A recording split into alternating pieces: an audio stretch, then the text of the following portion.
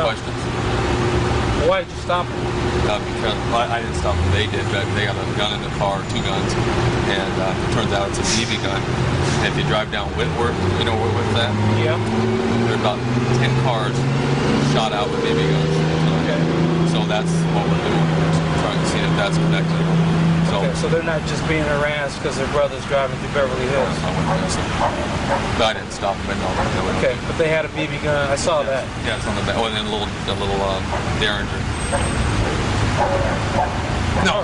All right. Well, that's sufficient. I mean, I'm not out here to harass you guys, but you know. I understand your concern. It's unfortunate that we operate, and you probably realize that too.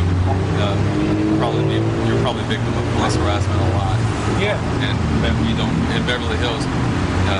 They are selective about who they hire. They hire policemen with educations, and that can tell the difference between the good and bad people.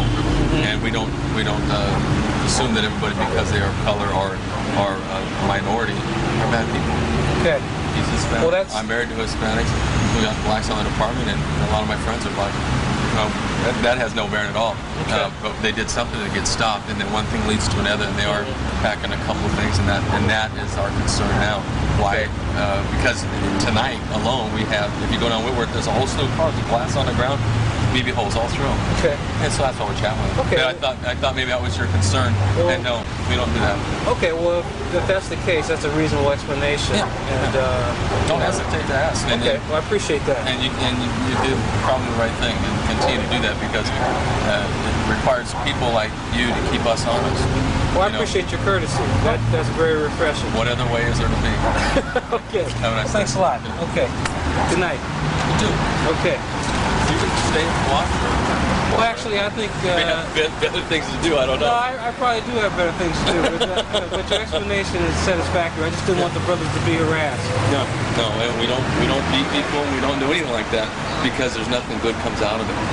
You know, what benefit is there to creating more animosity between a young black man and the police department, especially when one block out of town on 3 sides is predominantly black and Hispanic, and there are 7 or 8 major boulevards that go through Beverly Hills, and that is, and we're such a migrant population that there's no reason why these guys shouldn't be on Wilshire Boulevard, going from here to there, or on Beverly going from here to Olympic.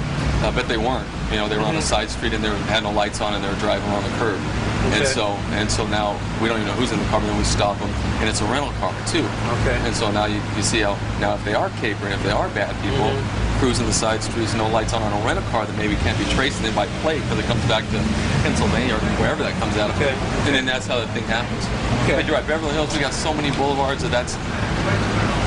there's no reason why any Muslims or Buddhists or Japanese or anybody should be driving. Everybody has a right to be here. And then the tourism, you know, everybody's on the side streets looking around, but you don't do it with your lights off. You don't do it in the gutter cruising. Yeah, well, that's reasonable. I mean, that's a reasonable stop. The only thing I was concerned with is, you know, there are departments in Los Angeles that have a reputation. Yeah. And you know, we've never have had that happen here in Beverly Hills, and predominantly white policemen in Beverly Hills, but because the requirements to get hired, you have to have achieved a certain level of education before they'll even look at you and stuff. And statistically, and unfortunately, that a lot of male black policemen have not reached that. So you have to meet this minimum standard to get hired here.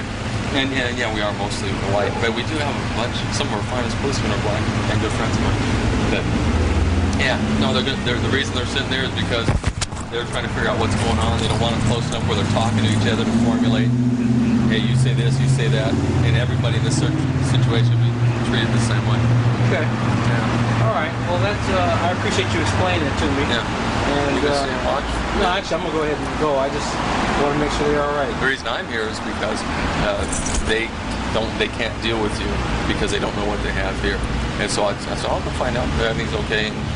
Oh, you mean with me? Yeah. Oh, okay. Because we don't know who you are, you know, Okay. and we don't know if you're with them, if you're packing a gun. Because I carry a gun in the same Oh, no, thing you no, carry. I'm unarmed. Yeah, I assume that Yeah. I carry my gun in a fanny pack just like that. Oh, okay. You know, those are holsters. A lot of those have holsters in them. Yeah, yeah. And so that's how I carry. So they don't know who you are, and I don't know who you are. So I thought I'd just chat with you to find out if we can help you. Or obviously, I think I